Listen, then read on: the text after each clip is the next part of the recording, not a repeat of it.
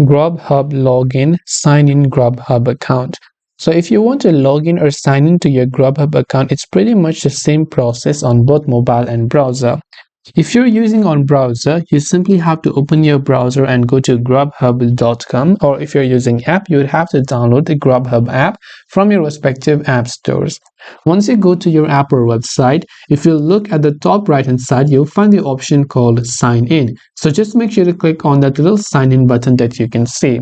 Now over here, what you have to do is you simply have to enter the email address and the password that is associated with your Grubhub account. In case you happen to forget your password, you can click on this reset password button that you can see in order to reset your password using your email address. Now, if your details are correct, if you click the sign in button, you will be successfully signed in. But if you are confused about this and if you have linked your account with either Facebook, Google, or Amazon account, you'll also be able to continue and log in using Facebook, Google, and Amazon. Or if you have not yet created an account, you can click on create your account button from the very bottom to be able to create your new account in Grubhub. This way you will be able to sign in or log into Grubhub.